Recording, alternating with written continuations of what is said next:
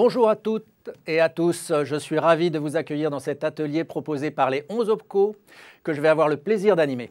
Il a pour titre des OPCA aux OPCO, les nouveaux opérateurs d'aujourd'hui et de demain. Dans le cadre de l'anniversaire des 50 ans de la loi Delors, son objectif est de mesurer la mutation opérée depuis la réforme de 2018 entre les OPCA et les OPCO et de vous dresser un état des lieux de leur réalisation 3 ans après leur mise en place. Pour intervenir sur ce thème, 3 directeurs d'OPCO ont accepté notre invitation. Jean-Pierre Delfino, directeur général d'OPCO Santé, Philippe Huguenin-Génie, délégué général de l'OPCommerce, Thierry Teboul, directeur général de l'AFDAS. Messieurs, je vous souhaite la bienvenue sur ce plateau. Vous allez vous exprimer en tant que témoin de cette mutation et de cette mise en œuvre. Dernière précision, un chat a été mis à votre disposition. N'hésitez pas à poser vos questions, des équipes ont été mobilisées pour y répondre. Cet atelier va se dérouler en 3 périodes qui aborderont successivement les 3 thèmes suivants. Le nouveau paysage des 11 OPCO, le défi relevé de développer l'apprentissage et enfin le défi de s'adapter à la crise de la Covid-19 et aux mutations économiques. Sans plus tarder, je vous propose d'ouvrir la première séquence. Pour vous présenter à 3 voix le nouveau paysage des OPCO, je vais tout d'abord m'adresser à Thierry Teboul. Monsieur Teboul, qu'est-ce qui fait la différence entre les OPCA et les OPCO ? Je dirais que la réponse est dans la question. Nous étions des organismes collecteurs, hein, c'est ce que disait le mot OPCA. Nous sommes devenus des opérateurs de compétences, mais d'abord des opérateurs.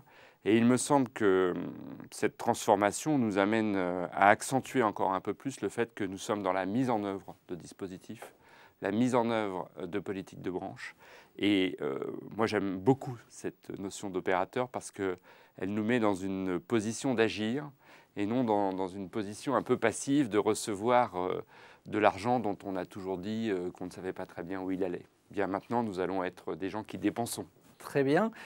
Même question, Monsieur Huguenin, concernant l'OPCommerce. Pour vous, quelle différence faites-vous entre l'OPCA et l'OPCO que vous êtes devenu ? Alors, l'OPCommerce, en fait, est une évolution assez naturelle, si on peut dire, du Forco, qui était un OPCA, qui s'est transformé donc en opérateur de compétences, l'OPCommerce. Le point commun de ces 2 structures, c'est le secteur du commerce, parce que pour le coup, il y avait une cohérence déjà dans le secteur du Forco auparavant. La grosse différence en revanche, c'est un doublement du nombre de ses adhérents, puisqu'on est passé en 1 an, en quelques semaines même, je dirais, de 43 000 adhérents à 90 000, qui pour le coup, le secteur du commerce est un secteur de territoire, de ville, de lieu de consommation. Donc, eh bien, on a un vrai enjeu d'impact sur les territoires pour être présent aux côtés des entreprises. C'est vraiment le changement de voilure. Mais au-delà de ça, je pense que j'y reviendrai un petit peu plus tard. C'est une autre philosophie, notamment d'un secteur qui est en pleine mutation et qu'il s'agit d'accompagner le commerce.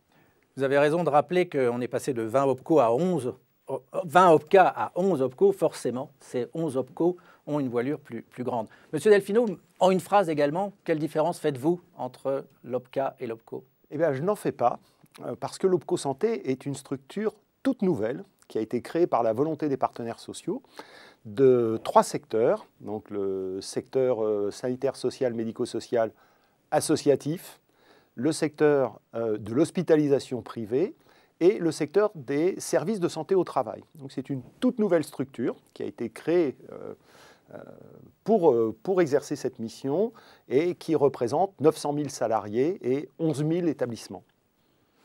Et donc pour vous, vous êtes finalement une nouvelle structure et donc rien ne peut se comparer avec l'ancienne, c'est ça ?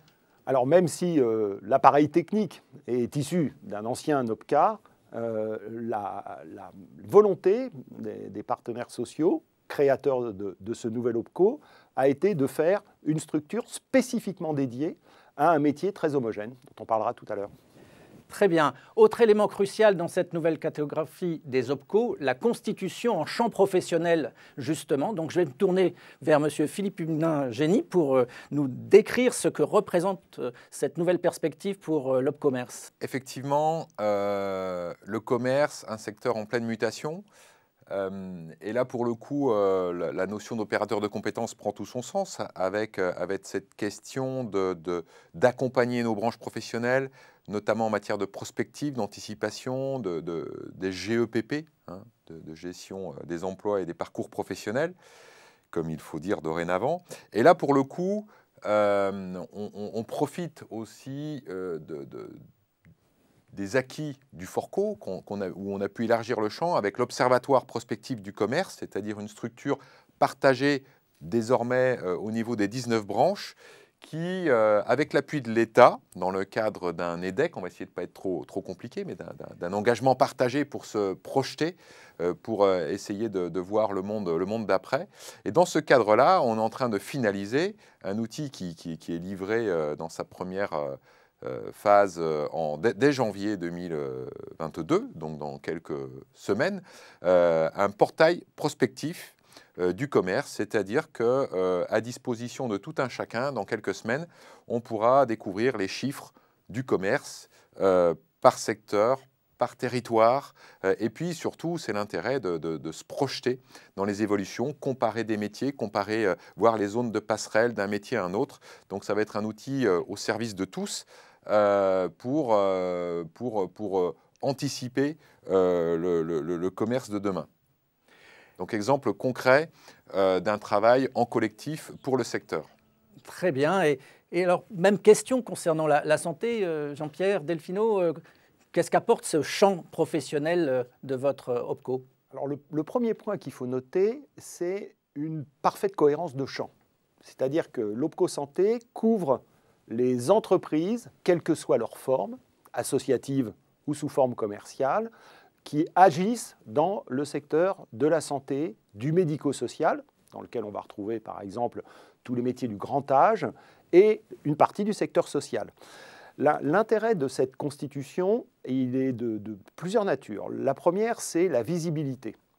Préalablement, ces secteurs professionnels étaient répartis entre plusieurs OPCA à l'époque, et le fait de les avoir concentrés permet d'une part d'améliorer l'action possible conduite par l'OPCO, les métiers étant très homogènes, et ils se caractérisent, quelle que soit la structure, par des tensions très importantes en termes de recrutement, qui sont de notoriété publique maintenant. Une de nos fédérations d'employeurs a récemment communiqué sur le manque de 60 000 professionnels. On dit que 15% des postes dans les établissements, dans les structures, ne sont pas pourvus aujourd'hui, et la crise sanitaire a mis en lumière les enjeux sociaux, les enjeux sociétaux, de mettre en sécurité ce secteur d'activité. Et donc, regrouper l'ensemble de ces secteurs dans un OPCO homogène maintenant permet d'améliorer l'action, de développer l'activité, comme on le verra tout à l'heure, de développer considérablement l'activité et de porter les nouveaux modèles qui sont les modèles issus de la dernière réforme de la formation professionnelle. Et maintenant, je me tourne vers vous, Monsieur Teboul, concernant le secteur du spectacle, de la culture, de l'audiovisuel. Enfin, voilà, que représente ce champ professionnel à vos yeux? Pour moi, ça renvoie à la promesse de la constitution d'un nouvel OPCO, de ce que nous avons appelé des actes constitutifs, c'est-à-dire que nous avons essayé de constituer une plateforme de promesses en disant que les champs qui nous rejoignaient pourraient travailler ensemble. Et je crois que c'est un enjeu majeur de cette réforme, ce qu'on a voulu appeler la cohérence, c'est bien le fait que les branches qui venaient dans un endroit avaient des choses à se raconter et surtout des choses à faire ensemble. Et de ce point de vue, j'ai l'impression qu'à l'AFDAS, où on regroupait 44 branches, ce qui est beaucoup, on a réussi à imposer une logique interactive, c'est-à-dire comment les gens travaillent ensemble plutôt que juxtapositive, comment je siège à côté d'un autre au sein d'un conseil d'administration, pour caricaturer. Et on le voit bien à travers des choses qu'on est en train de faire en ce moment autour des grands événements. Si je prends juste les Jeux Olympiques comme échéance, on voit bien qu'on a à travailler au sein de notre OPCO entre tous les champs du spectacle, les champs de la culture et les champs du sport, voire les champs de la publicité et de la presse, mais même parfois au-delà. Et moi, ce que je trouve très intéressant, c'est que cette constitution en champ a aussi fait disparaître un petit peu ces logiques un peu concurrentielles entre OPCO, et ça nous permet aussi de travailler avec d'autres. Aujourd'hui, sur le terrain des grands événements, on travaille par exemple avec Acto, parce que le champ de l'hôtellerie-restauration ne peut pas être absent de cette logique de grands événements. Donc je trouve que la logique de champ renforcée, stabilisée, permet aujourd'hui de faire des OPCO de véritables territoires d'innovation sociale. Merci. Alors, dernier sujet concernant la mutation OPCA-OPCO, c'est le périmètre des missions finalement. Les OPCO ont à la fois continué à offrir des services de proximité qui ont été donc renforcés, rénovés, et on va s'y arrêter quelques instants, mais il faudra aussi parler des services aux branches professionnelles. Alors ça, on l'abordera dans un deuxième temps. Je vais me tourner vers M. Delfino. Concernant ces services de proximité aux entreprises, quel changement voyez-vous dans le périmètre de l'OPCO? Alors, est-ce qu'il y a un changement en tant que tel? Non, puisque c'était dans l'organisation des OPCA, les réseaux de proximité existaient à des formes variables.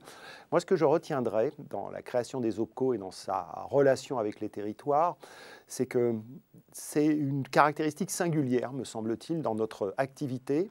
C'est la capacité de piloter en centrale des sujets qui sont des sujets opérés par les territoires et en même temps de construire la doctrine et les orientations des OPCO à partir de la réalité des territoires. Pour l'OPCO Santé, c'est un exemple parmi d'autres bien sûr, 75% des salariés qui composent l'OPCO Santé, les 380 salariés de l'OPCO Santé, sont des salariés qui sont dans des régions et qui sont sur des territoires. Et c'est extrêmement important dans une activité comme la nôtre qui se caractérise par sa très forte intensité territoriale. Dans certains territoires français, dans certains départements français, le secteur que représente l'OPCO Santé est le premier employeur privé d'un département. Et donc, pouvoir agir au niveau de ces acteurs à partir d'équipes de terrain qui sont systématiquement en proximité, c'est un élément constitutif de l'ADN des OPCO, et c'est un élément constitutif, bien sûr, de l'ADN de l'OPCO Santé. Et c'est le premier enjeu, me semble-t-il. Le deuxième, c'est la capacité à agir avec les acteurs de terrain et avec les partenaires de terrain. Ce qu'on constate depuis la création de l'OPCO Santé, c'est que nous avons multiplié nos partenariats territoriaux, que ce soit avec des acteurs qui relèvent du secteur de la santé, les agences régionales de santé par exemple, ou que ce soit des acteurs qui relèvent plutôt de l'emploi, je pense aux DRETS ou aux conseils régionaux, pour lesquels nous avons développé des actions très paramétrées aux réalités du terrain. Et on s'aperçoit que les réalités des territoires sont différentes d'un territoire à l'autre, que les enjeux de tension sur l'emploi que j'évoquais tout à l'heure sont différents d'un territoire à l'autre. Les enjeux des métiers de la santé ne sont pas les mêmes dans des territoires frontaliers, par exemple transfrontaliers, que dans des territoires plus ruraux. Très bien. Et pour l'AFDAS, ce changement, y a-t-il un changement concernant ces services de proximité aux entreprises? Je rejoindrai Jean-Pierre Delfino sur le sujet, c'est-à-dire que vous savez, à bien des égards, on a essayé d'opposer parfois territoire à logique de branche. Moi, je trouve que la transformation que nous avons connue nous a amené au contraire à nous rapprocher des territoires. Et de la même manière que chez OPCO Santé se démultiplient les partenariats, moi, honnêtement, les parapheurs s'accumulent sur mon bureau de signatures de conventions avec des DRETS, avec des conseils régionaux, sur des dispositifs vraiment locaux. C'est-à-dire qu'on n'est plus dans cette logique de dire que se construit une politique de branche au niveau national et qu'elle n'a pas d'impact au niveau territorial. Donc ça, je dirais que c'est une vraie évolution. On le faisait déjà, mais je trouve que ça a renforcé le lien entre branche et territoire. Et puis la deuxième évolution, c'est la nôtre, c'est-à-dire que parfois, dans les champs qu'on a reconstitués, on a eu une modification structurelle de nos implantations. Typiquement à l'AFDAS, quand vous intégrez le champ du sport ou du tourisme, en plus de celui de la culture, vous avez un rééquilibrage au niveau du territoire de nos activités. Et nous qui étions très parisiens finalement, puisque beaucoup de la culture se faisait sur Paris, que les grands sièges des chaînes de télévision étaient sur Paris. Aujourd'hui, on est vraiment dans une logique d'implantation dans chacun des territoires et parfois dans chacun d'un territoire avec plusieurs implantations. Et ça, c'est quelque chose d'assez nouveau pour nous. Et je dois dire que comme nous sommes évalués par les entreprises à l'aune justement de cette relation de proximité, c'est presque devenu chez nous un indicateur de performance que de mesurer territoire par territoire, finalement, quel est le niveau d'action qu'on est capable de générer en fonction du nombre de personnes qu'on a déployées dans nos territoires. Monsieur Huguenin-Gény, qu'en est-il du côté de l'OPCommerce sur ces services de proximité? Alors, en complément des propos de mes deux collègues, juste à titre d'illustration, par rapport à cette question d'accompagner toutes les entreprises, et en particulier les plus petites, sur les territoires du commerce, d'un commerce qui est en pleine mutation. Si je vous dis Amazon, si je vous dis Le Bon Coin, si je vous dis Blablacar, c'est de nouveaux modes de consommation qu'adoptent les citoyens français, voire du monde entier. Et nécessairement, les commerçants, qu'ils soient gros, petits, ou parfois une structure intermédiaire dans les commerçants, c'est ce qu'on appelle le commerce associé. Vous avez c'est des mi-gros, mi-petits, si j'ose dire, mais c'est une forme un peu particulière. En tout cas, l'enjeu, c'est d'accompagner tout ce secteur-là dans ces profondes mutations, avec en plus un petit volet transition écologique. C'est peut-être pas l'objet aujourd'hui, mais c'est la révolution presque qui est en train de se passer et où on voit les consommateurs de plus en plus en attente. Donc un commerce sous pression. Et là, pour ça, très concrètement, pour faire le lien avec ce que j'évoquais tout à l'heure, c'est-à-dire les travaux d'anticipation qui sont réalisés au niveau des branches et du secteur commerce, eh bien, on a un outil fantastique qui se développe à vitesse grand V dans les territoires, qu'on utilise tous. C'est ce qu'on appelle, nous, les diagnostics RH, c'est-à-dire des accompagnements qu'on propose aux entreprises avec des spécialistes qui sont des gens qu'on mandate, des cabinets privés que nous mandatons, et qui aident vraiment très concrètement les petites entreprises dans leur transformation. Et alors les chiffres là sont parlants, puisque au niveau de l'Opcommerce, par exemple, en 2020, nous réalisions même 2019, c'était de l'ordre de 350 diagnostics. On est passé à 700 l'année dernière, 1500 cette année. Et puis, on projette d'en faire 3000 l'année prochaine. Donc, on voit que c'est quelque chose qui répond aux attentes des entreprises. On a vraiment une prise de conscience de comment on se met en ordre de bataille pour gérer toutes ces transformations. Et donc, et ça, on le fait aussi, excusez-moi, je recommence un peu, grâce à l'État aussi, qui nous aide à travers l'État en région, l'État décentralisé, les DRETS justement, avec le dispositif PCRH. Alors, on ne va pas rentrer encore dans les acronymes, mais en tout cas, ça nous donne des effets leviers pour en faire plus et impacter plus sur les territoires, parce que ce n'est pas le tout de penser des choses en centrale. Il faut que tout ça se déploie de manière cohérente avec la vraie vie des territoires.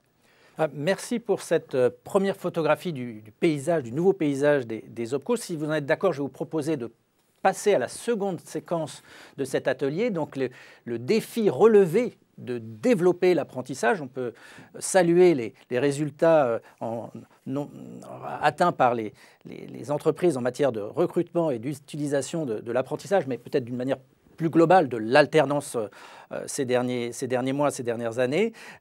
Sur ce sujet de ce succès, peut-être justement, M. Huguenin-Génie, pouvez-vous nous illustrer par des chiffres les réussites générées par les OPCO en matière d'alternance? Effectivement, on maintenait le suspense, on n'en a pas parlé jusqu'ici, mais la grosse transformation aussi du passage d'OPCA à opérateur de compétences, c'est effectivement d'avoir entre les mains un défi fantastique qui est le développement de l'apprentissage. Je crois que ça fait longtemps qu'il y a une ambition politique de développer l'apprentissage.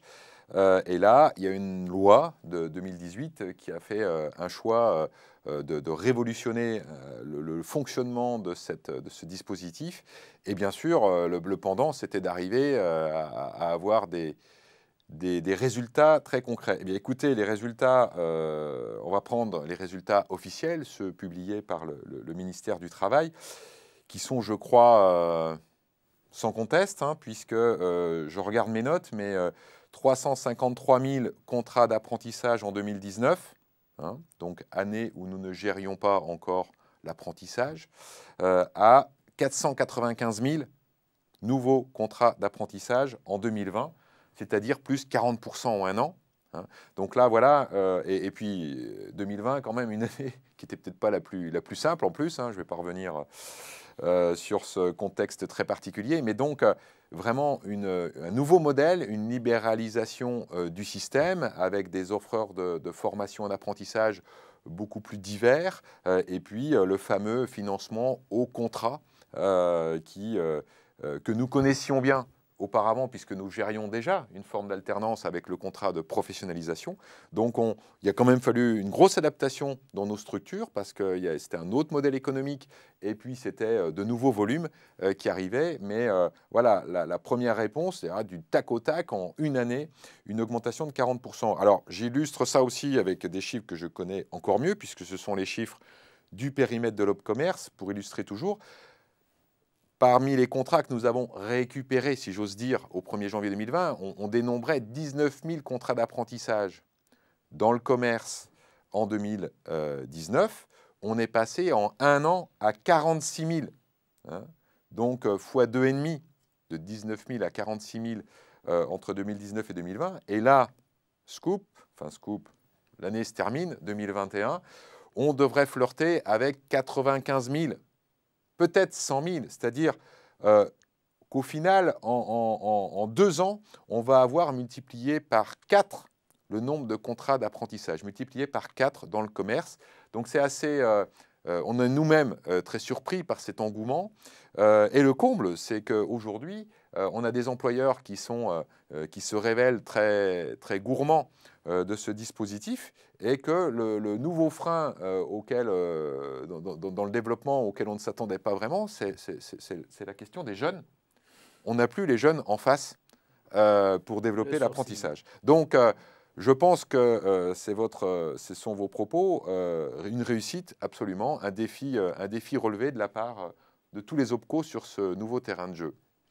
Et peut-être pour continuer dans les illustrations, M. Teboul, concernant l'AFDAS, c'est le même constat? Oui, c'est le même constat. On peut même aller jusqu'en 2021, un peu comme le faisait Philippe Huguenin sur la question de l'augmentation. Nous, on va passer probablement de 30 000 à 40 000 alternants cette année, ce qui veut dire encore 30% dans des secteurs qui sont pourtant très affectés par la crise sanitaire, et puis dans des secteurs où la mise en œuvre de l'apprentissage n'est pas toujours simple, dans le champ des économies de projet comme le sont le spectacle, la culture, le sport ou la pub, où on a parfois des traditions plus du stagiaire que de l'apprenti. Ces résultats sont extrêmement, moi je trouve, remarquables et comme le disait aussi Philippe, très surprenants. C'est-à-dire qu'on ne s'attendait pas à cette évolution-là. Mais pour le coup, ça nous a fait réfléchir aussi à quelle offre de service on devait apporter à cet écosystème de l'apprentissage. Et moi, aujourd'hui, j'en vois 3. Je trouve qu'il y a 3 grands axes sur lesquels on doit travailler. Celui de la simplification, qui est un sujet qui ressemble à une injonction de l'écosystème, mais qui est aussi une injonction pour nous-mêmes, c'est-à-dire qui aurait intérêt à complexifier ce sujet. Quand on voit les volumétries et la croissance qu'on regarde là, nous-mêmes sommes totalement obsédés par cette histoire de simplification. Et je crois que de ce point de vue, on a quelques grandes avancées à mettre sur la table en termes de convergence, notamment entre les OPCO, sur la question des process. On va y revenir, je crois. Bien sûr, bien sûr. Ouais. Mais juste sur la deuxième chose, je pense que parce qu'il est aussi question de qualité et pas seulement de quantité. C'est-à-dire que, de mon point de vue, le développement de l'apprentissage ne peut pas être que quantitatif. Il doit être aussi qualitatif.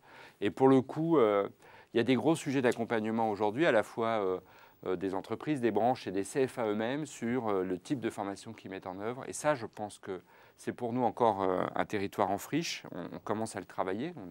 On fait des rencontres territoriales en ce moment de l'apprentissage et on fait un tour de France des régions pour aller rencontrer les CFA et leur dire attention, la question n'est pas qu'un objectif quanti, c'est aussi un objectif quali. Et quand je dis quali, ce n'est pas seulement en référence à des référentiels ou à des niveaux de certification, c'est de quel type d'emploi et de quelle qualité d'emploi aurons-nous besoin demain sur des jeunes qui rentrent aujourd'hui avec une sortie à 1, 2, 3, voire 5 ans derrière. On est obligés, nous, de renseigner le marché sur les besoins en compétences de demain. Autre photographie peut-être du côté de la santé qui n'était pas particulièrement utilisatrice de l'apprentissage. Des secteurs acteurs minoritaires de l'apprentissage. Alors, on peut revenir sur un chiffre au moins.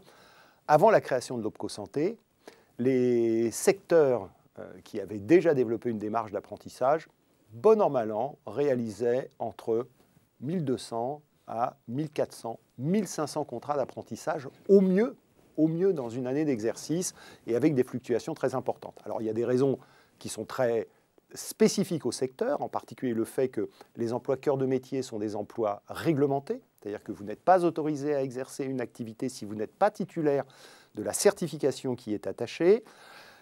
Et en fait, aujourd'hui, ce qu'on constate sur l'apprentissage, d'abord, c'est une croissance très importante, une transformation complète de l'écosystème, et notamment des opérateurs de l'apprentissage, des CFA, qui ont su adapter leur modèle, alors que leur modèle est un modèle d'école classique, qui ont su adapter leur modèle aux contraintes de l'apprentissage, qui ne sont pas que des contraintes réglementaires, qui sont aussi des contraintes de public, en accueillant notamment des publics qui ont des profils différents de ceux des élèves de la formation initiale, qui rentraient ensuite dans les écoles d'aides-soignantes, dans les écoles d'auxiliaires de puériculture ou dans les écoles d'infirmières, qui sont pour les métiers les plus emblématiques du secteur, même si le secteur représente bien d'autres métiers aujourd'hui.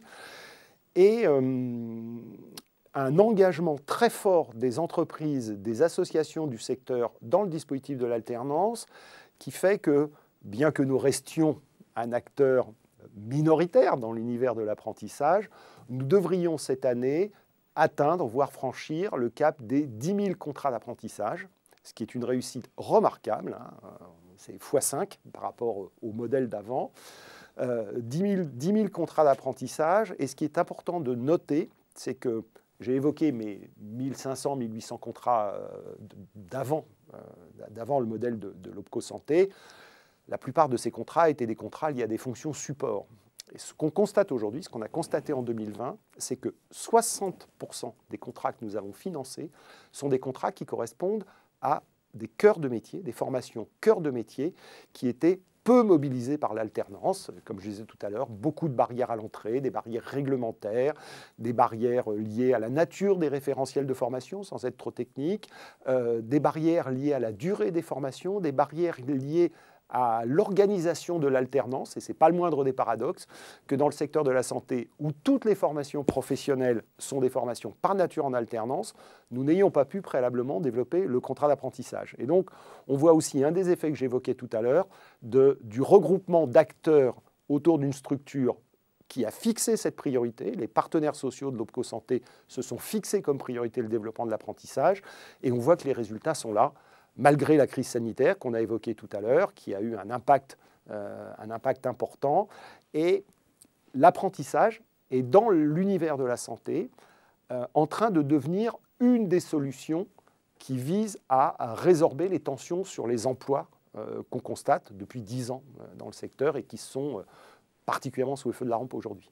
On a abordé la question un peu de la qualité aussi qui a évolué en matière d'apprentissage. Monsieur Teboul, vous avez commencé à illustrer ce sujet. Vous pouvez peut-être continuer à nous montrer cette évolution en matière qualitative de l'apprentissage. Oui, je crois que pour faire quelque chose de qualité, il faut qu'on fixe des standards, et notamment des normes d'échange qui soient admises par toutes et tous. Et parmi les grands chantiers qui ont animé l'année 2021, il y avait celui qui consistait à essayer de co-construire avec les CFA cette fameuse norme d'échange qui nous permette de nous dire que quand on parlait de quelque chose, on parlait bien de la même chose. Sachant qu'une loi, ça fixe un cadre. Ensuite, il est très important, me semble-t-il, qu'on aille dans le détail, et vous savez que c'est là où se niche souvent le diable, qu'on aille dans le détail finalement des choses qu'on entendait chacun de notre côté. Et donc on a créé un comité technique de coordination des relations entre les OPCO et les CFA. Ce comité technique, il avait plusieurs ambitions. Il avait l'ambition de résorber le stock déjà, hein. C'était quelque chose de très important puisque des contrats nous sont arrivés en nombre en 2019, puis on a continué à recevoir des contrats en 2020, puis en 2021. Et je pense qu'il y a encore sans doute des contrats, on est sur une dimension epsilonesque, mais enfin, il y a encore des contrats dans la nature qui peut-être ne sont pas encore réglés. On a également travaillé, et sans doute que Philippe en parlerait mieux que moi, sur la convergence des process, c'est-à-dire que ce qui nous a été parfois opposé, c'est de dire qu'en passant d'un système de région où on travaille avec une région, pour travailler avec 11 OPCO, dans le pire ou le meilleur des cas, puisque finalement, c'est assez rare finalement de travailler avec les 11 OPCO, mais quand même, travailler avec plusieurs interlocuteurs, ça supposait quand même que ces interlocuteurs n'aient pas des modalités de fonctionnement trop différentes. Et donc on a travaillé sur une convergence des process, mais je laisserai Philippe en dire juste 2 mots après. On a travaillé aussi sur la convergence de l'interprétation juridique des textes. Moi, je pense que c'était un gros sujet au départ. Qu'est-ce qu'on appelle frais annexes? Qu'est-ce qu'on appelle mobilité internationale des apprentis? Je pense que si chacun avait une vision des choses, je pense qu'on serait très vite allé dans le mur au niveau de la prise en charge de ces choses-là.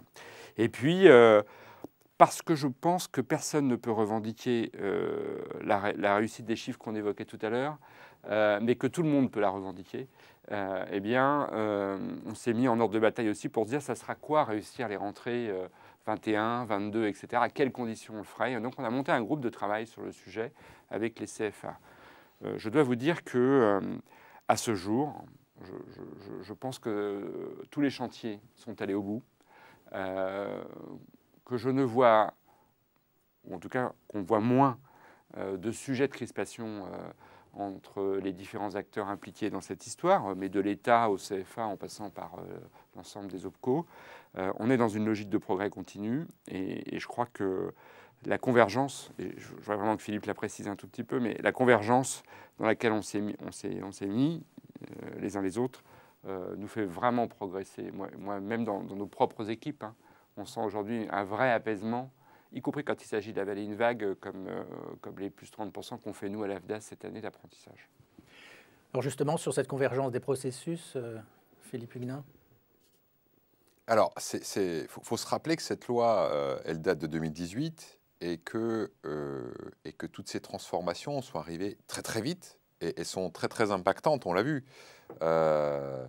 Et pour le coup, pour tout le monde, pour les CFA, pour nous, OPCO, eh bien, il a fallu s'adapter très très vite.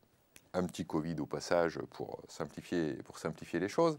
Mais rapidement, on a senti des tensions, on ne va pas le nier. Au début, pour les CFA, ça a été très très compliqué, passer d'une logique à facturer chaque contrat, alors qu'avant, on fonctionnait avec une dotation globale. Et rapidement, on a vu un peu les problèmes. Les problèmes sont assez vite apparus par rapport à une surcharge administrative et où souvent on avait la réflexion de CFA qui nous disait mais avant je faisais de la pédagogie, maintenant je fais de la gestion administrative. Et c'est dommage parce que l'enjeu, c'est quand même de former des jeunes. Et alors là, on est 100% d'accord et on a bien pris ce risque en compte.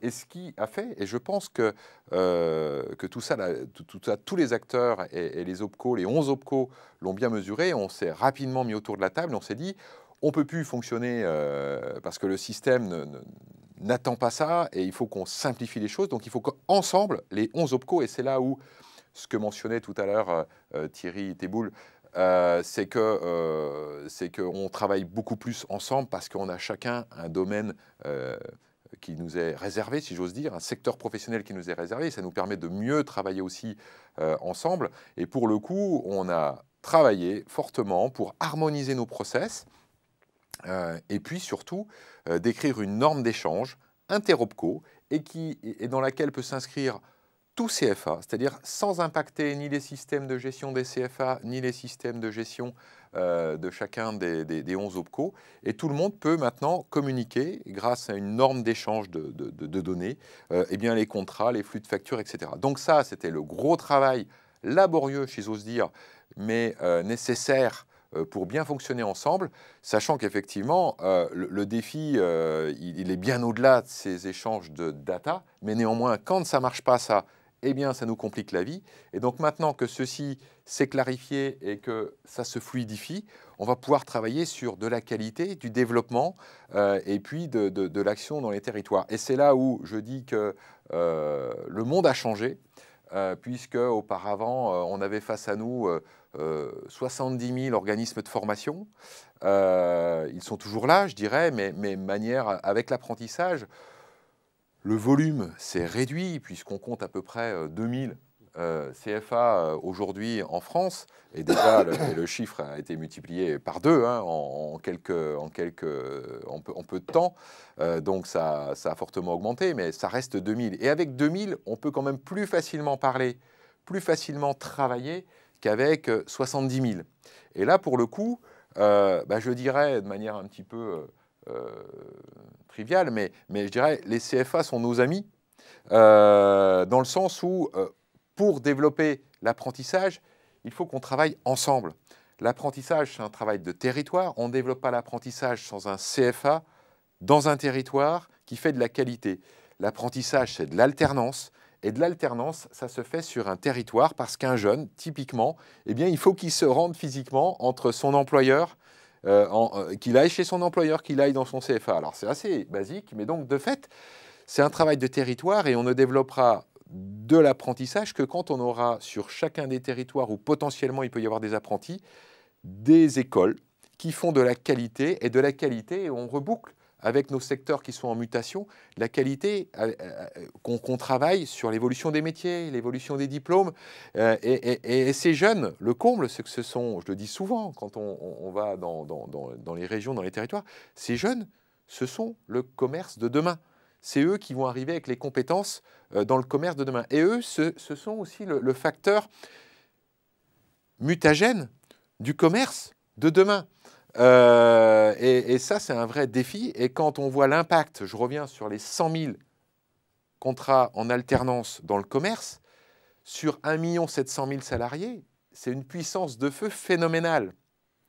Une personne sur 17 est en alternance dans le commerce. C'est un facteur de mutation phénoménal. Donc, pour faire évoluer le commerce avec toutes les mutations qu'on évoquait tout à l'heure, mais j'imagine que dans tous les secteurs, c'est pareil, eh bien, l'apprentissage devient un facteur d'accompagnement du changement. Voilà. Et les CFA, bien sûr, en tant qu'artisans du transfert de connaissances, eh bien, sont un formidable agent mutagène. Alors le contraste va peut-être être fort avec vous, Jean-Pierre Delfino, puisque vous nous avez expliqué que l'audience de l'apprentissage décolle indéniablement, mais n'en est qu'à ses débuts. Mais quel regard portez-vous sur les dimensions qualitatives de cette réforme de l'apprentissage? Quel regard pourrait porter un acteur minoritaire, comme je l'ai dit plusieurs fois dans le domaine de l'apprentissage tout à l'heure?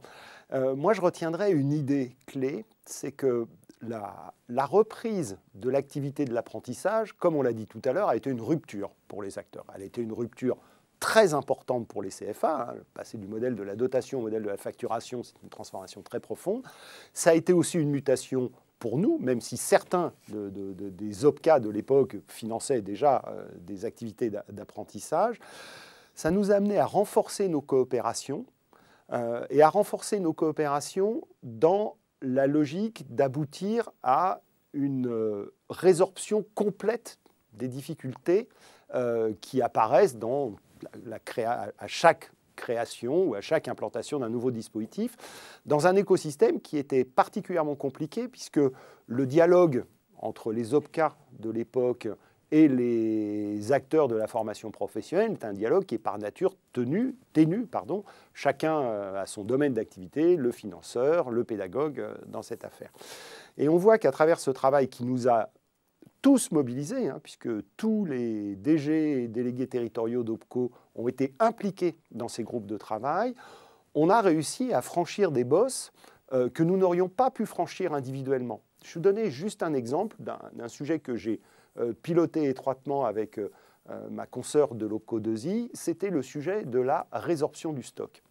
Une technicité, une complexité particulière, des dossiers repris d'autres acteurs, tous incorporés dans les OPCO, fléchés dans une gare de triage pour que chaque OPCO puisse repérer les contrats dont il dépendait, plus de 4,5 milliards d'euros payés sur ce dispositif et des échanges quotidiens avec les têtes de réseau des CFA, qui étaient nos interlocuteurs dans cette affaire. Nous avons mis plus d'1 an pour traiter cette situation et elle a donné lieu à des échanges quotidiens entre OPCO, entre les équipes techniques des OPCO, entre les DG des OPCO pour traiter les cas les plus complexes. Thierry Teboul l'évoquait tout à l'heure. On a récupéré des contrats qui étaient dans la nature depuis plus de 2 ans. Encore, il y a quelques temps. Et donc, je pense que c'est cette coopération qui est cette coopération commune et singulière, parce qu'elle ne s'était jamais réalisée dans ces termes-là, entre des opérateurs de compétences, entre les opérateurs de compétences que nous sommes et les opérateurs de la formation eux-mêmes que sont les CFA, tels que l'a évoqué Philippe tout à l'heure. Dernier angle sur l'apprentissage, la réforme de 2018 a confié aux branches professionnelles la gestion de l'apprentissage, mais a laissé également certaines prérogatives aux régions en matière d'intervention sur le financement de l'apprentissage. Alors comment se croise, se mixte cette approche verticale des branches professionnelles et cette approche horizontale territoriale de l'apprentissage? Monsieur Delfino, pouvez-vous nous illustrer comment fonctionne cette proximité territoriale sur le développement de l'apprentissage? On l'évoquait tout à l'heure, c'est d'abord une relation entre les branches professionnelles et notamment à travers les travaux d'observation qu'elles conduisent, qui permet de donner des orientations aux décideurs de chacun des OPCO, en tout cas pour l'OPCO Santé c'est le cas, sur la façon de conduire les politiques de formation, les politiques de financement, avec des questions clés, l'arbitrage entre le financement de l'apprentissage et le financement des dispositifs de PROA. Vous verrez tout à l'heure que l'OPCO Santé est une structure qui agit sur tous les pans et surtout qui mobilise tous les leviers possibles pour régler les problématiques de tension sur l'emploi, mais également à travers les travaux de l'Observatoire, ce qui sera l'occasion de vous dire que nous livrons à la fin du premier semestre une étude extrêmement détaillée sur les besoins en emploi et en qualification sur les territoires, qui va nous permettre ensuite de décliner cette politique en lien avec les partenaires, qui peuvent être des cofinanceurs, qui sont souvent des cofinanceurs sur les territoires. Donc le lien entre le territoire, que j'évoquais tout à l'heure, qui a une connaissance très fine, très fine des besoins en termes de qualification et des problématiques de mise en œuvre dans les entreprises. C'est notre force d'avoir été, on évoquait tout à l'heure le fait d'être aujourd'hui des opérateurs spécialisés. Il y a une conséquence dans le management des équipes, dans nos structures. C'est que nos professionnels deviennent des vrais professionnels du secteur. Ils connaissent les métiers, ils connaissent les caractéristiques des qualifications, ils dialoguent au quotidien avec les acteurs locaux, Pôle emploi, les CFA, pour identifier les sujets, les difficultés de mise en œuvre opérationnelle. Et les partenaires sociaux, à travers leurs orientations stratégiques, sont capables de poser le cadre du développement de l'apprentissage. L'enjeu pour l'OPCO Santé, c'est de maintenir le même niveau de croissance dans l'apprentissage, qui est bien sûr bien au-delà des objectifs initiaux qui avaient été fixés en lien avec l'État. Bien sûr. Alors même regard sur ce maillage dans les territoires, Monsieur Huguenin, comment ça se passe pour le secteur du commerce? Je repars du constat tout à l'heure, le facteur limitatif aujourd'hui de notre développement. C'est peut-être surprenant, mais c'est que nous n'avons pas les jeunes en face des offres d'emploi en alternance. Et ça fait la transition justement avec une relation nouvelle à installer avec les régions qui aujourd'hui sont le coordinateur, je dirais le coordinateur, l'ordonnateur, le régulateur de l'orientation dans les régions. Donc avec toute cette légitimité, pour nous, il est essentiel de négocier, de travailler avec les régions.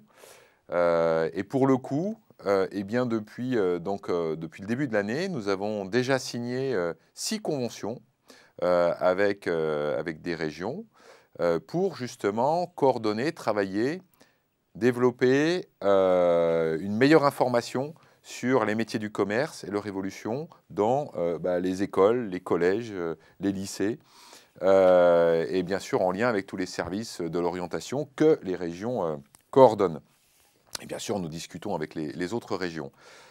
C'est un enjeu essentiel que de bien faire partager aux jeunes l'attractivité des métiers, l'évolution de ces métiers. Alors pour le coup, le commerce jouit d'une plutôt bonne notoriété, une plutôt bonne image vis-à-vis des jeunes, parce que plein de jeunes côtoient le commerce pour des questions des fois alimentaires hein, ou un peu par passion dans leurs jeunes années. Alors certains y restent, pas assez justement. Et là, on a aujourd'hui un vrai enjeu de travailler l'image et de montrer le commerce de demain. Un commerce digital, un commerce respectueux de l'environnement et un commerce humain, fondamentalement humain, puisque c'est tout le rôle socialisant du commerce, hein, puisque quand vous avez une rue sans commerce, j'ose dire que ça perd un peu de son charme par rapport à une rue animée. Enfin, en tout cas, on en est convaincu. Donc, un commerce humain.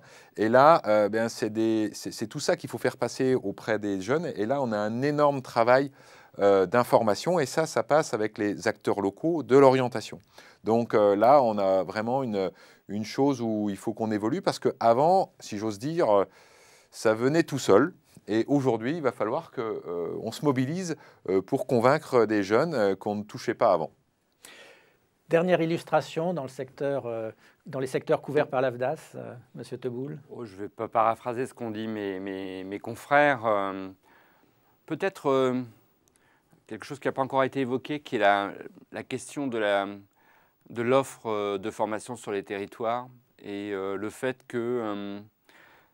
faut bien se garder d'une démarche quand même trop adéquationniste entre le fait qu'il y aurait des besoins ou pas des entreprises dans ces territoires et qu'on y mette en face l'offre de formation. Moi, je suis très attaché à ce que l'apprentissage reste dans le champ de la formation initiale parce que c'est une modalité pédagogique pour acquérir une diplomation ou une certification. Et j'ai eu ces discussions, je vous donne une anecdote, mais un jour avec...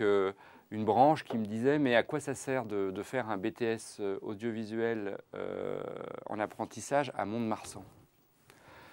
Eh bien, parce que les jeunes de Mont-de-Marsan, s'ils ont envie de faire ce métier-là, je crois qu'on doit leur offrir cette possibilité-là sur leur territoire. Parce que s'ils doivent quitter leur territoire, venir à Paris pour faire une formation dans l'audiovisuel, eh ben, c'est déjà une première frontière à son ambition et à sa vocation, oui. Et je pense qu'une des discussions qu'on doit avoir avec les acteurs des territoires, c'est justement, finalement, c'est quoi aussi la demande des jeunes sur ces territoires? Parce que comme le disait Philippe, on peut se dire que potentiellement, on ira un jour à 1 million d'apprentis.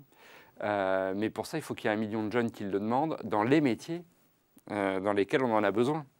Et donc, pour ça, on devra forcément se dire que les territoires historiques ou les territoires traditionnels sur lesquels on a recruté vont peut-être pas suffire à couvrir ce besoin-là. Et moi, je trouve que parmi les choses qui sont devant nous encore, hein, moi, j'aime bien me dire que on ne va pas encore nous réformer la formation pour nous la casser, et j'essaie de m'inscrire dans la durée, puisqu'on parle des 50 ans de la loi Delors, je me permets cette parenthèse. Bien sûr, c'est tous les 4 ans hein, qu'on nous réforme, c'est au moment où on maîtrise le mieux notre réforme qu'en ce moment-là, on la casse pour en faire une autre.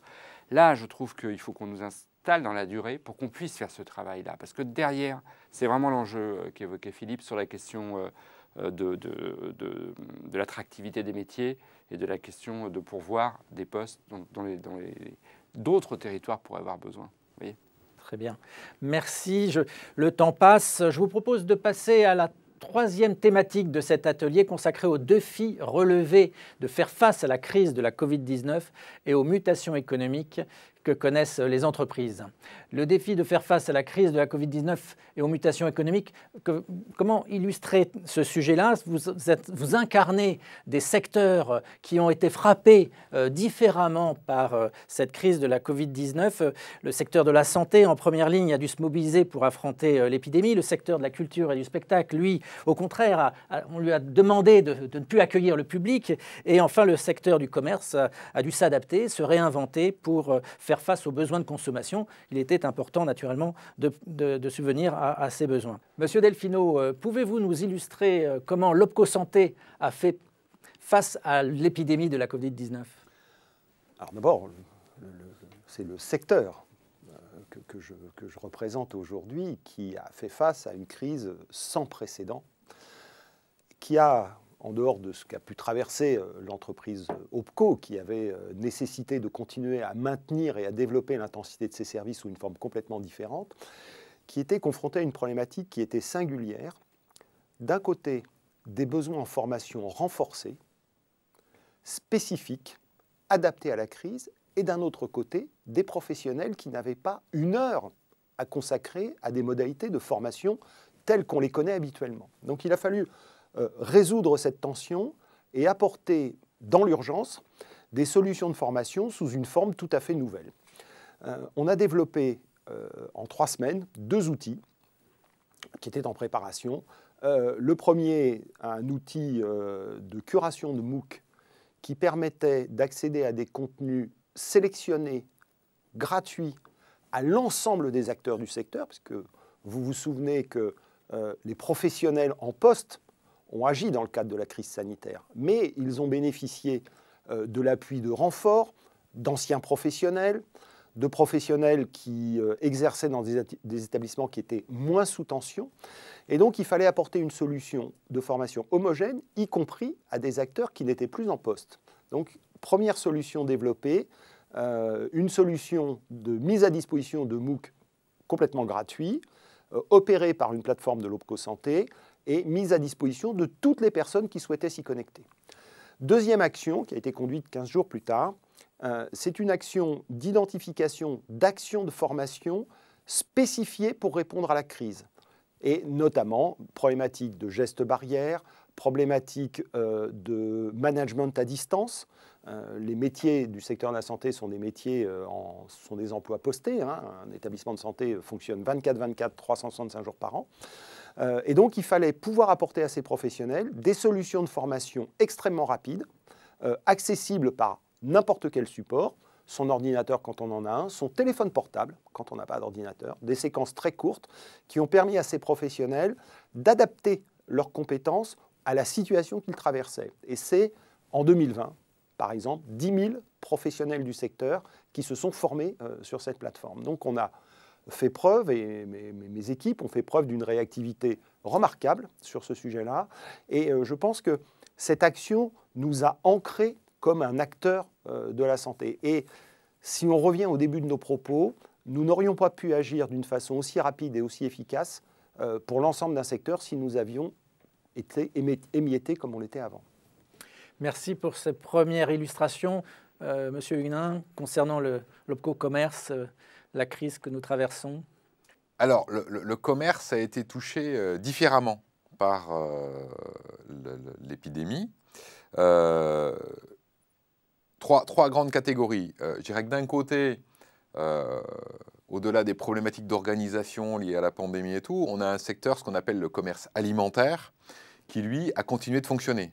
Il fallait que les magasins restent ouverts, il fallait que les gens trouvent de quoi s'alimenter chaque jour, a fortiori parce que, pour le coup, la restauration, tous les restaurants, restauration collective étaient fermés du jour au lendemain. Donc, le commerce alimentaire a été sur le pont pour fonctionner. Donc là, je dirais qu'il n'y avait pas de rupture de service.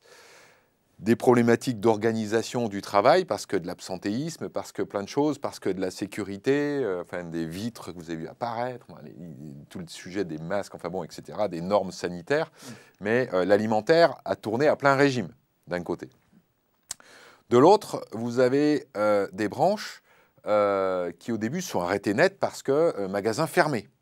Par exemple, ce qu'on appelle tous les magasins, voilà, ça s'est arrêté. Et là, on est dans des logiques de chômage partiel. Avec le dispositif du FNE Formation. Avec, vous m'ouvrez la porte, le dispositif du FNE Formation qui s'est mis rapidement en place et qui a permis d'offrir des opportunités de formation, au départ 100% à distance, ensuite qui ont commencé avec du mix et à devenir aussi présentiel. Mais effectivement, c'était une opportunité de relancer la formation de tous les salariés qui étaient en activité partielle. Sachant que dans les commerces qui se sont arrêtés, là, on a à nouveau 2 catégories. On a ceux qui ont réouvert, et je pense notamment à ce qu'on appelle, nous, globalement, l'équipement de la maison. Si je vous dis le bricolage, l'ameublement, la jardinerie. Et alors là, à la réouverture, ça a été le boom. C'est-à-dire que, contre toute attente, il y a eu une effervescence au niveau de la consommation et des enseignes qui ont fait une année assez extraordinaire contre toute attente, malgré le Covid. Ça, je vais les mettre dans la catégorie d'équipement de la personne. Donc là, après, il n'était plus question de se former. Hein. Je dirais que tout le monde était sur le pont pour répondre à la demande des clients. Et une dernière catégorie, plus problématique, c'est ce qu'on appelle plus globalement, je n'aime pas trop globaliser, mais on va faire simple, c'est l'équipement de la personne.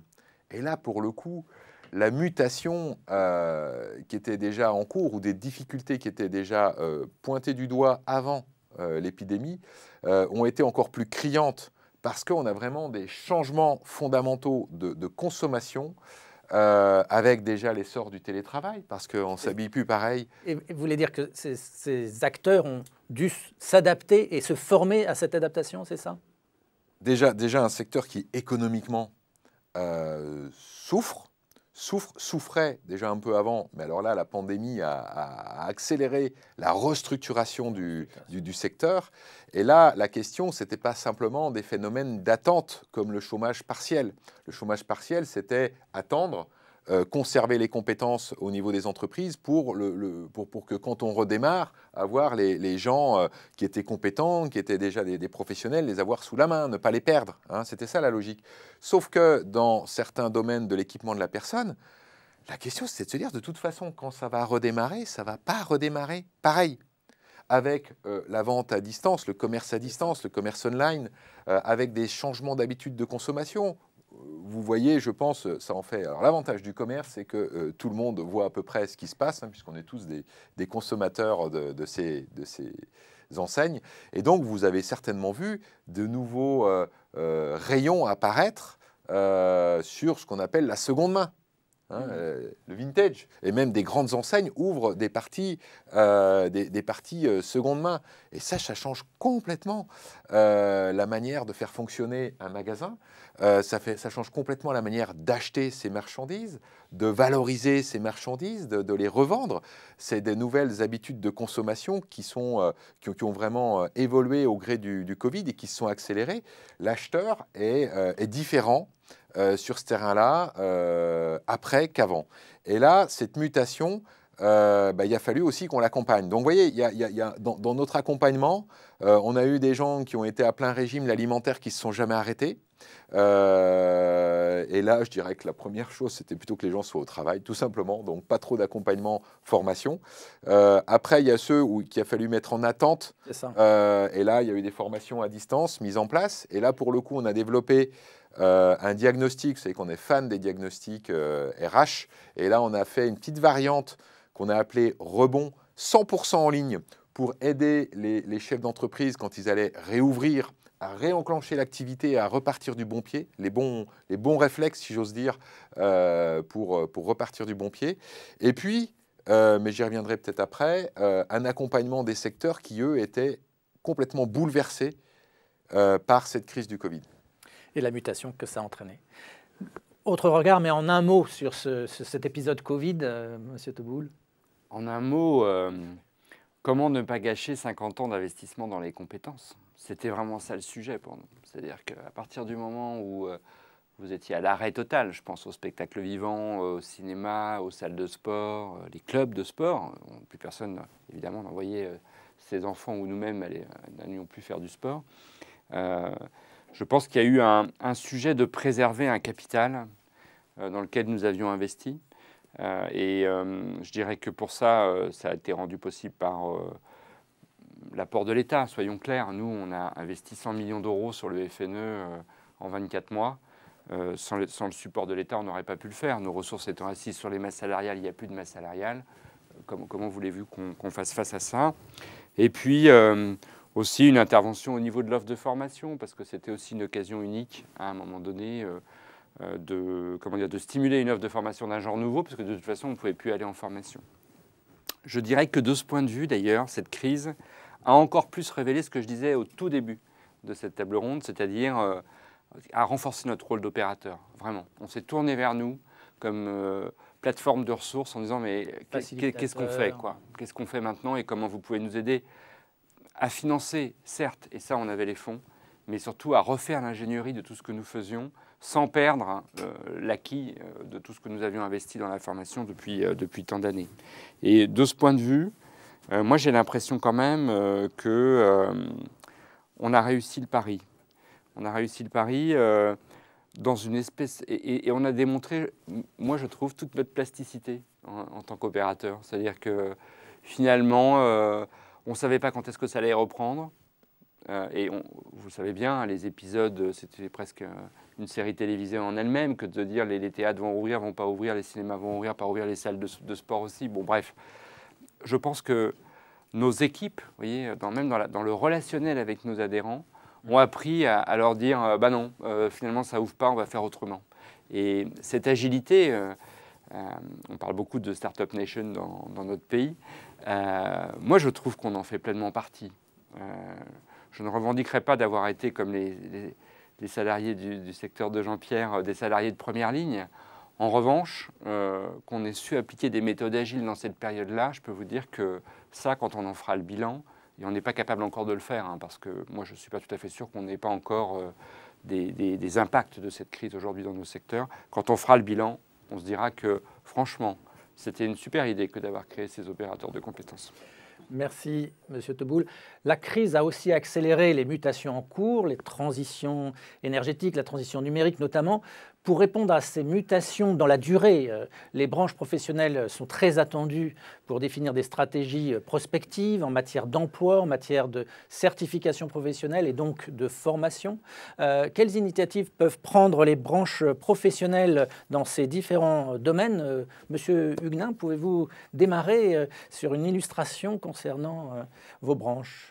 Alors, illustration, dans la droite ligne de mes derniers propos sur l'équipement de la personne, et notamment ce que nous on appelle les succursalistes de l'habillement ou les succursalistes de la chaussure, chez qui vous allez acheter vos habits et vos chaussures, et bien là, je vous ai dit que mutation profonde, donc très rapidement, dès le printemps, début d'été 2020, les représentants professionnels de ces 3 branches concernées se sont tournés vers nous, avec qui, et nous sommes allés discuter avec l'État, et on a déclenché une étude flash avec l'appui de l'État pour voir ce qui est en train de s'opérer et voir comment agir au plus vite, réagir, puisque effectivement le Covid a considérablement accéléré les choses, et c'était ça la nouveauté, c'était que le monde d'après Covid, pour le coup, dans ces 3 branches-là, n'était plus le monde d'avant Covid.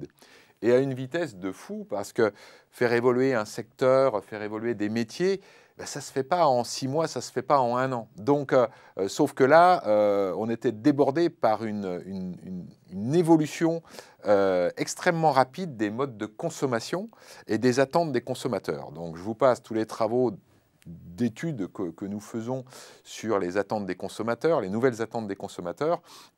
Mais très clairement, sur ces sujets-là, la question qui est posée et qui est violente, c'est de dire, est-ce qu'on aura encore des magasins d'habillement dans les rues que nous fréquentons dans 5 ans, dans 10 ans? Alors, certainement oui, mais est-ce qu'on en aura autant? Est-ce qu'on en aura beaucoup moins? Comment on achètera? Est-ce qu'ils auront la même forme? Est-ce qu'il y aura encore du stock dans ces magasins, ou est-ce qu'on sortira libre et qu'entre-temps, on a cette robe ou ce pantalon qui arrivera en même temps, avant même d'être rentré chez soi, qui sera arrivé par un livreur, par un drone? Mais oui, absolument, peut-être par un drone. Là, je renvoie à mon collègue de l'Opco Mobilité d'ailleurs, qui est sur d'autres défis aussi. Ça, il faut qu'il soit formé au drone, et c'est plutôt du champ de visuel. Donc vous voyez, des choses, et là pour le coup, les partenaires sociaux se sont pris en main rapidement pour essayer d'appréhender ces évolutions. Et donc oui, un gros travail de prise de conscience de ces changements, d'accompagnement des salariés. Et c'est clair que dans ces secteurs-là, si on veut faire une dissociation un peu de service entre de la vente en ligne et de la vente en magasin, il en ressort que le professionnalisme doit être accentué, l'expertise des vendeurs doit être élevée, l'accueil client, la prise en compte du client, la force de proposition. Donc ça veut dire un vendeur, excusez-moi, augmenté, parce qu'un vendeur aussi digitalisé, qui connaît encore mieux son client et qui sait vraiment adapter son offre à ce client qui, lui, arrive de plus en plus averti dans le magasin. Parce qu'avant, il est passé par les sites Internet. Donc, un parcours client revisité. Et donc, ça veut dire un vendeur humain à forte valeur ajoutée. Du côté de l'AFDAS, les branches professionnelles pendant cette période, comment voient-elles le futur, ces transitions énergétiques et ces transitions numériques? Elles sont majeures. Elles sont, si je prends juste le champ de la culture et notamment du spectacle vivant, le Festival d'Avignon, ça ne vous aura pas échappé, n'a pas eu lieu en 2020. Et donc, il y a eu de grandes réflexions sur qu'est-ce que ce sera demain de réorganiser un festival dans le contexte de toute façon un peu plus contraint que ce qu'il ne l'était. Et parmi les sujets qui se sont invités autour de la table, c'est dit, puisqu'on réinvente tout, est-ce qu'on peut le réinventer en tenant compte aussi de contingences comme la question des transitions écologiques, comme la question, j'en profite puisque le jeudi 25, c'était une journée contre les violences faites aux femmes, comment on traite la question aussi de la qualité de nos emplois avec une politique volontariste contre les violences et le harcèlement sexuel et sexiste, par exemple. Et donc les branches se sont dit, puisqu'on réinvente tout, remettons aussi à plat un certain nombre de pratiques que nous avions. Et sur les transitions écologiques, on a lancé en début d'année un appel d'offres pour recenser à la fois des opérateurs de formation sur les transitions écologiques et on a créé des appuis conseils aux entreprises sur la question de la RSE, des transitions écologiques, etc. Et je trouve que c'est toujours pareil. Alors c'est un peu banal de parler d'opportunités à chaque fois qu'on a une crise pour se réinventer. On connaît tous l'histoire. Ceci dit, c'est vrai. C'est-à-dire que, et pour le coup, nous, en tant qu'opérateurs techniques, on peut aussi les stimuler sur ces sujets-là. On peut aussi les aider à objectiver cette volonté de faire. Et typiquement, sur l'appel d'offres, on a travaillé au cahier des charges pour le compte des branches, pour le compte de l'interbranche. Et moi je trouve que c'est une belle période pour se réinventer, quand bien même elle soit économiquement dramatique pour nos champs. Hein, je ne le nie pas. Mais on sent une nouvelle appétence et l'envie d'investir aussi de nouveaux territoires de formation. C'est-à-dire qu'on voit bien que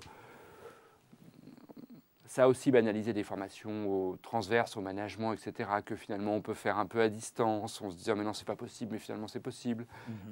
Du coup, on peut investir d'autres champs, des champs qui durablement vont réfléchir à la façon d'exercer son métier.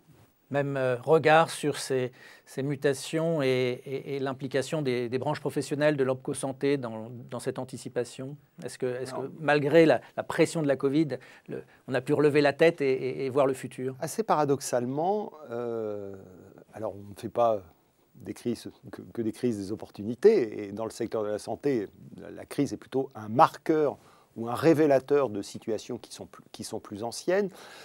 Pour autant, dans la vision des partenaires sociaux, je crois qu'il faut retenir deux idées importantes dans le périmètre de l'OPCO Santé. Une première, qui est l'action en direction des problématiques récurrentes.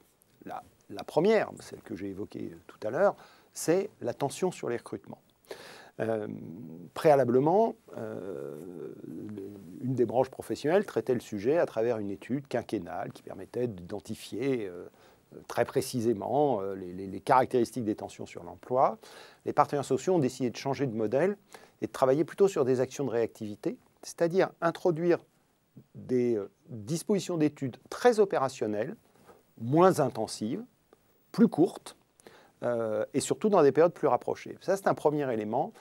Le deuxième élément, alors qui n'est pas une opportunité liée à la crise, celui-ci, c'est la façon de se projeter dans les métiers de demain. Une des branches professionnelles a porté depuis quelques mois une étude sur les évolutions des métiers de la santé à l'horizon 2040. Un enjeu majeur pour le secteur de la santé qui supporte des qualifications longues. Aujourd'hui, une élève infirmière qui rentre en formation ne sortira que dans 3 ans. Donc nous travaillons pour le moyen et le long terme. Ce qui peut générer de la frustration parce que l'efficacité ne se mesure qu'à ce terme-là, si vous voulez, dans cette question-là. Et pour chacun de ces sujets, on embarque la dimension RSE dans l'activité des entreprises. Et on aborde ces questions également à travers les sujets de formation professionnelle, avec notamment la fluidité que peut donner le digital et les solutions digitales. Et la mutation est en train de s'opérer aujourd'hui dans les établissements de formation de nos secteurs, alors portés par des référentiels qui permettent de le faire, aujourd'hui.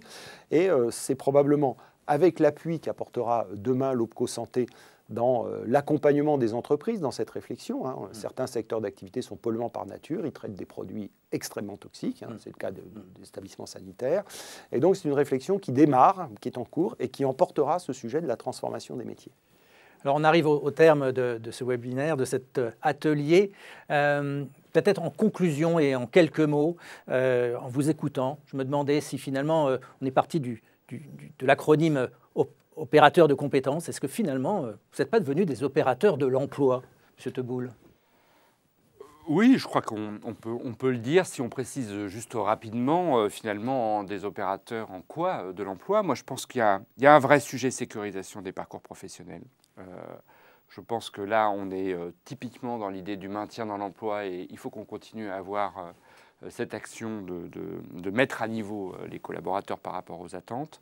Deuxième manière d'être opérateur, c'est d'être aussi un opérateur de la dynamique de l'emploi. Moi, je crois qu'on ne peut pas dire aux personnes et aux gens, voire aux jeunes, qu'ils vont changer de métier plusieurs fois dans leur vie si on n'est pas nous-mêmes des acteurs qui les préparent à ces mobilités professionnelles, qu'elles soient internes ou qu'elles soient externes. Et à mon avis, là, il y a des chantiers énormes sur les mobilités externes et sur la collaboration inter-OPCO, d'ailleurs, sur ces sujets-là. Et puis, trois, on ne peut pas être des opérateurs de l'emploi si on ne s'intéresse pas à la qualité des emplois. À mon avis, il faut qu'on travaille la relation entre la qualité de la formation et la qualité de l'emploi. Meilleure sera la qualité de la formation, meilleure sera derrière, je pense, la qualité et sans doute la durabilité de l'emploi. Très rapidement, 1 minute à peine, Monsieur Hunin, même pas. Que pensez-vous de cette évolution? Alors, moi, je suis très optimiste par rapport à cette évolution en opérateurs de compétences, par rapport à cette cohérence de champ où ça prend énormément de sens par rapport avec tous nos partenaires. Donc, je ne reviens pas sur notre rôle par rapport à l'emploi des jeunes, l'apprentissage notamment, essentiellement, mais aussi l'avantage de cette cohérence. Et puis, faut pas oublier qu'on a nos travaux d'anticipation de branches, mais il y a tout ce travail quotidien dans les entreprises. Nous sommes les seuls opérateurs qui allons chaque jour auprès des entreprises sur les territoires, qui allons visiter nos adhérents. Nous sommes les seuls acteurs, sans vocation commerciale, je précise, parce qu'on est là pour leur bien et le bien de leurs salariés et leur développement économique à travers le développement de leurs performances, de leurs compétences. Et ça, je pense que ça nous pose vraiment en acteur relais des branches sur les territoires. Et en cela, on se retrouve à échanger avec l'État, les régions, pour discuter de ces transformations qui s'opèrent et de voir toute la réalité que c'est là, qui se concrétise sur chacun des territoires, parce que parfois, tous les territoires ne sont pas les mêmes. Le secteur du sport dans la montagne n'est pas le même que le sport en Île-de-France. Donc, une formidable opportunité et de nouveaux partenaires, de nouvelles qualités partenariales. Et dernier regard, M. Delfino, opérateur pour l'emploi? Opérateur pour l'emploi, opérateur pour la résolution des tensions sur l'emploi. Alors, à chaque problème complexe, il y a toujours une solution simple, mais ce n'est jamais la bonne. Nous sommes un acteur de l'emploi parmi d'autres. L'OPCO Santé est un acteur de l'emploi parmi d'autres. Moi, je dirais, je pense qu'il y a 3 éléments clés dans cette affaire. Le premier élément clé, c'est agir pour l'intégration. Et ça, c'est l'alternance. Le deuxième élément clé, c'est agir pour l'évolution professionnelle. Et ça, c'est la formation continue telle qu'on la pratique habituellement. Et je dois souligner qu'avec l'aide considérable de l'État, nous allons pouvoir réaliser des actions que nous n'avions jamais réussi à réaliser jusqu'à présent. Et le troisième aspect, c'est les demandeurs d'emploi. Et les demandeurs d'emploi, c'est, à titre d'illustration, l'année dernière, 500 parcours de formation qui ne débouchent pas sur un emploi, mais qui débouchent dans une intégration dans les écoles de spécialité pour des demandeurs d'emploi qui se sentaient très très éloignés de ces métiers et à qui en 400 heures on est capable de démontrer que c'est possible pour eux. Bien, merci beaucoup. Nous arrivons au terme de cet atelier. J'adresse un grand merci à tous les intervenants qui nous ont rejoints. Un grand merci aux équipes techniques de l'AFDAS, de l'OPCO Santé, de l'OPCommerce, de Centre Info et de Digital University qui ont assuré le bon déroulement de cet événement. Un grand merci surtout aussi à vous d'avoir assisté à cet atelier. Merci d'avoir posé vos questions. Je vous souhaite une excellente journée et vous dis à bientôt.